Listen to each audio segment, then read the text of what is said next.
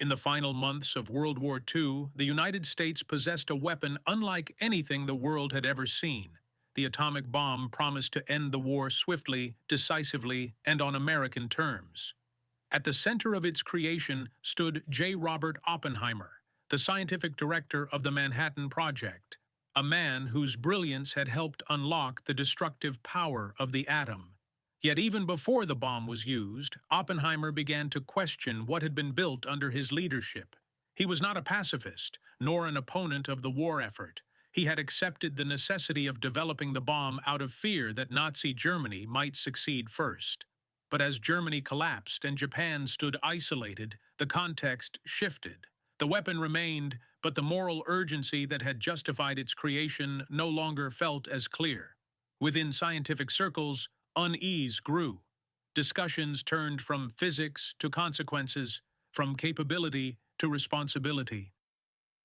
Oppenheimer found himself increasingly troubled by the realization that the bomb, once unleashed, could not be controlled, politically, morally, or historically. These doubts did not remain private. In the spring and early summer of 1945, Oppenheimer and several of his colleagues raised concerns about how the atomic bomb should be used, if at all. Some scientists urged a demonstration of the weapon's power in an uninhabited area, hoping that shock alone might force Japan to surrender. Others warned that the first use of such a weapon against a city would permanently alter the nature of warfare and set a dangerous precedent. Oppenheimer did not oppose ending the war quickly, but he feared that deploying the bomb without warning would mark a point of no return. He understood that the bomb's true impact would extend far beyond immediate casualties. It would redefine power, provoke future arms races, and burden its creators with moral responsibility long after the war ended. These were not abstract philosophical worries. They were grounded in a sober assessment of what atomic warfare would mean for humanity. As these concerns crystallized, the responsibility for the final decision shifted away from scientists and into the hands of political leadership. In April 1945, Franklin D. Roosevelt died suddenly, elevating Harry S. Truman to the presidency. Truman inherited the atomic bomb with little prior knowledge of its development, and even less time to reflect on its implications. The war in the Pacific was grinding on, American casualties were mounting, and planners predicted that a conventional invasion of Japan could cost hundreds of thousands of lives. In this environment, hesitation appeared dangerous. For Truman, the bomb was not a philosophical problem, it was a military option. While Oppenheimer and others grappled with the long-term meaning of atomic warfare, Truman faced immediate pressure to end the war decisively. The gap between scientific caution and political urgency widened rapidly. Oppenheimer would soon attempt to bridge that gap.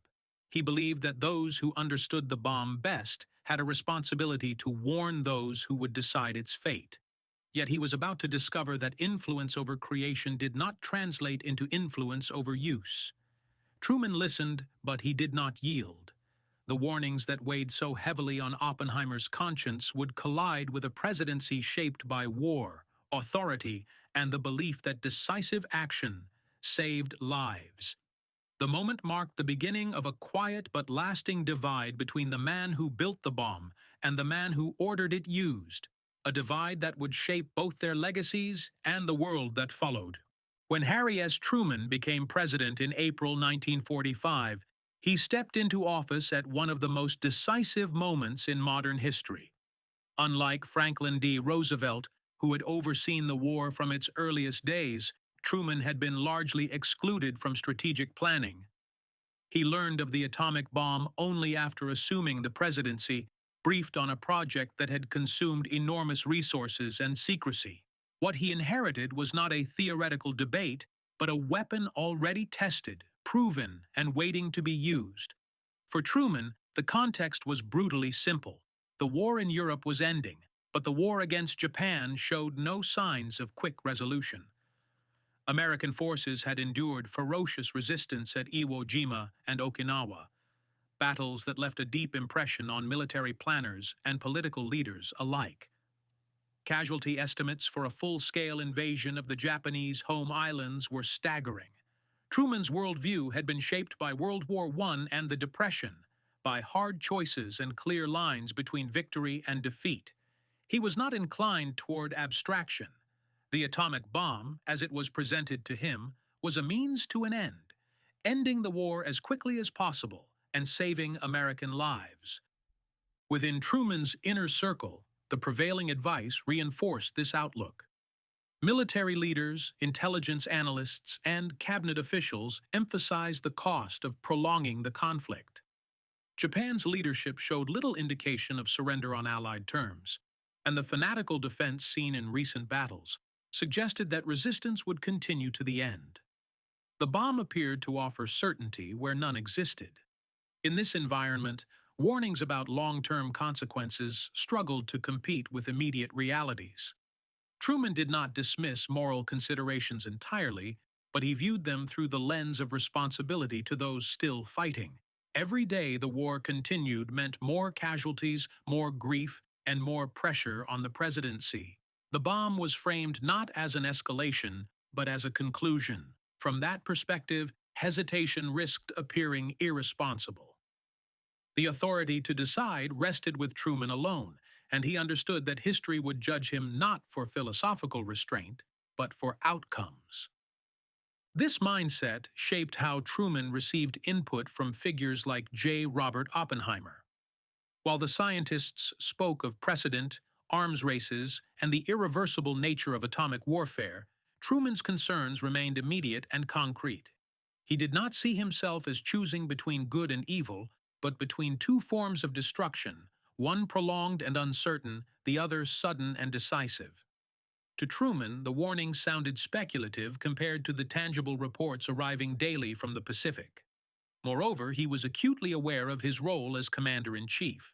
Civilian control of the military demanded decisiveness, not doubt. The president's task was not to second-guess the existence of the weapon, but to determine how it could be used to achieve victory. In that framework, Oppenheimer's cautions, however sincere, carried limited weight. Truman's confidence was reinforced by a belief shared by many American leaders at the time, that the United States bore responsibility for how the war ended, but not for the future choices of other nations. If the atomic bomb ushered in a new era of warfare, that was a problem to be managed after victory, not before it. The immediate obligation was to end the conflict on terms favorable to the United States and its allies. This separation of present necessity from future consequence lay at the heart of Truman's decision-making. It explains why the president could listen to Oppenheimer respectfully, yet proceed unchanged. The warnings were heard, but they did not align with the priorities imposed by war. For Truman, leadership meant acting under pressure with incomplete certainty. The atomic bomb, once available, became an instrument of that responsibility. In choosing to use it, Truman did not believe he was ignoring the scientist who built it. He believed he was fulfilling the role history had forced upon him. As the decision to use the atomic bomb moved closer, J. Robert Oppenheimer attempted to translate scientific responsibility into political caution. He was no longer speaking only as a physicist, but as someone who had seen firsthand what the weapon could do. Within advisory committees and private discussions, Oppenheimer supported proposals that urged restraint.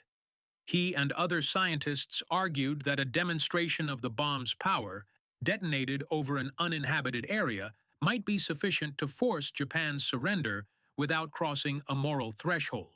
Others warned that once the bomb was used against a city, its existence would forever redefine warfare. Oppenheimer understood that nuclear weapons could not remain an American monopoly. Their use would signal to the world that total destruction was now an acceptable tool of state policy. These concerns were formalized in memoranda and advisory reports, including arguments presented to Secretary of War Henry Stimson. Yet even as these warnings circulated, their influence was limited. They competed with military assessments that prioritized speed, certainty, and control. The bomb's power, once theoretical, had become operational, and the machinery of decision-making had already begun to turn. When Oppenheimer's concerns reached President Harry S. Truman, They were filtered through layers of urgency and authority. Truman listened politely but remained unmoved. To him, the scientist's arguments seemed detached from the brutal realities of war.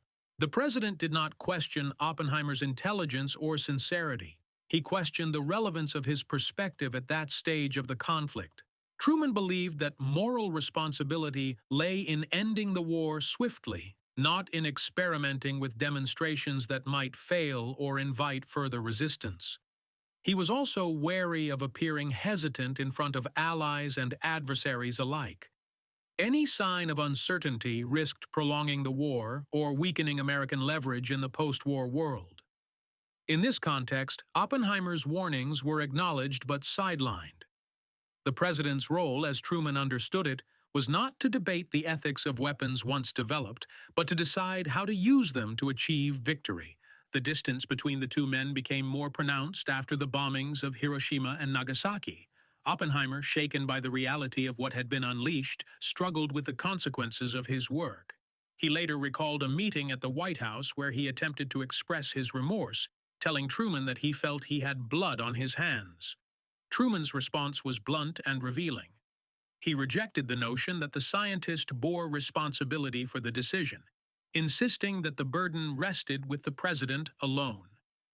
According to accounts of the meeting, Truman was irritated by what he perceived as moral anguish misplaced at a moment of triumph. To him, the bomb had done its job. The war was over and American lives had been saved. Oppenheimer left the meeting unsettled, aware that whatever influence he once possessed had evaporated. The creator of the bomb no longer had a voice in how it was understood or remembered. That encounter marked a turning point. Oppenheimer's warnings, once theoretical, had become historical footnotes. Truman, for his part, grew increasingly dismissive of continued debate about the decision. He believed that reopening the question invited doubt where certainty was needed. In the emerging Cold War, clarity and strength were paramount. The atomic bomb was now a fact of global politics, and the United States intended to control its narrative.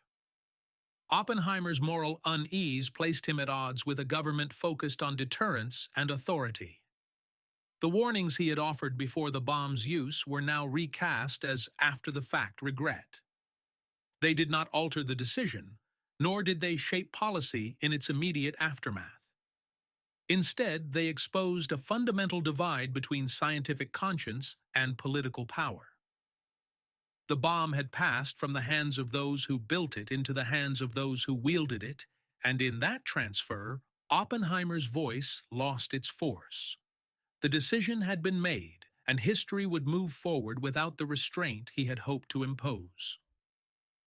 In the years that followed the atomic bombings, the divide between Harry S. Truman and J. Robert Oppenheimer hardened into something permanent. Truman never publicly expressed regret over the decision to use the bomb. He framed it consistently as a necessary act that shortened the war and saved American lives. In speeches, memoirs, and private correspondence, he defended the choice with unwavering certainty. For Truman, doubt threatened to undermine civilian authority and wartime leadership. The bomb had ended the conflict, strengthened America's position in the post-war world, and demonstrated decisive resolve. Reopening the moral debate, he believed, served no purpose except to weaken confidence in presidential judgment.